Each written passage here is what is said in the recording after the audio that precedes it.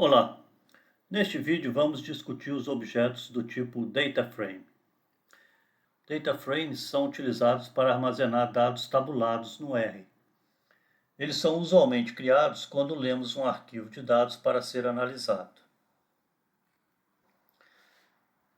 Internamente no R, os DataFrames são representados como uma lista especial, onde cada elemento da lista possui o mesmo tamanho.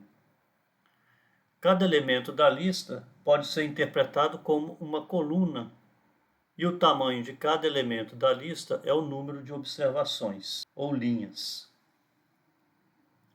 Como se trata de uma lista, os elementos de um DataFrame não precisam ser da mesma classe. Neste conjunto de dados, todas as variáveis são vetores. Mas neste outro conjunto de dados, a variável diabits é da classe factor. As demais variáveis são vetores. Um DataFrame pode ser criado explicitamente no R por meio da função data.frame. Então vamos criar este DataFrame, pacientes, e vamos visualizá-lo na tela. Então temos aqui um DataFrame chamado pacientes com 4 variáveis: ID, sexo, PAD, que é a pressão arterial diastólica, e PAS, que é a pressão arterial sistólica, com 4 linhas ou observações. As duas primeiras variáveis do DataFrame são vetores da classe character e as duas últimas são vetores numéricos. Um DataFrame é criado com as variáveis que o compõem separadas por vírgula. O atributo names de um DataFrame retorna os nomes das colunas ou variáveis do DataFrame. Aqui temos os nomes das variáveis.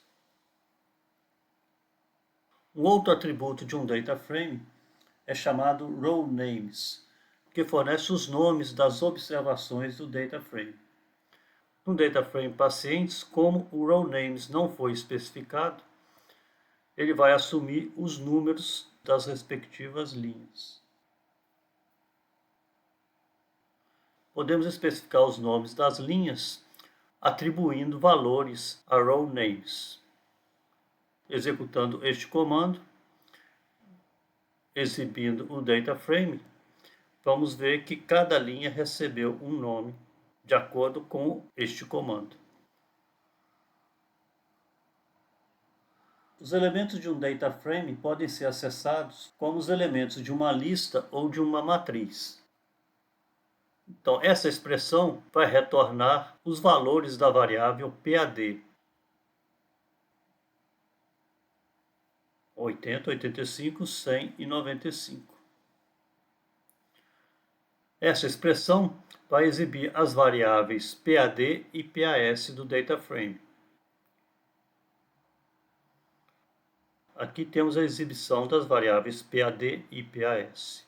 Nessa sintaxe, as variáveis de um DataFrame podem ser referenciadas por meio da sua ordem no DataFrame.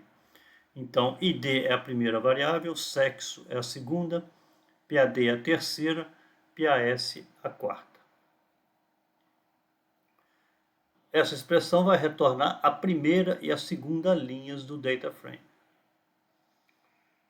Observe nesse comando a vírgula após a especificação dos valores das linhas e no comando anterior a vírgula antes da especificação das variáveis. Vamos executar este comando e serão exibidas as duas primeiras linhas. As variáveis também podem ser selecionadas pelo nome. Então, essa expressão vai mostrar as variáveis ID e PAD do DataFrame.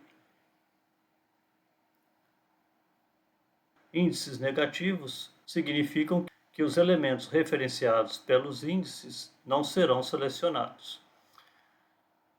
Então, essa expressão não vai selecionar as variáveis 1 e 3 do DataFrame, ID e PAD. Então, serão exibidas as variáveis sexo e pressão arterial sistólica. Este outro comando é equivalente ao anterior, então o resultado vai ser o mesmo. Essa expressão vai selecionar todos os registros onde o valor da variável sexo é feminino. Então ele vai retornar as duas primeiras linhas do DataFrame. Este outro comando vai selecionar todos os registros para os quais a pressão arterial sistólica é acima de 140. Então nós temos dois registros com o valor da pressão arterial sistólica acima de 140. Finalmente, este comando vai criar um novo DataFrame chamado subconjunto, obtido de pacientes, excluindo a primeira variável, ID. Então vemos que o DataFrame subconjunto possui 3 variáveis. Vamos exibi-lo. E a variável ID não aparece neste DataFrame. Este vídeo encerra a seção de vídeos sobre estruturas básicas do R. Na próxima série de vídeos, vamos ver como ler e gravar arquivos de dados em diversos formatos. Até lá!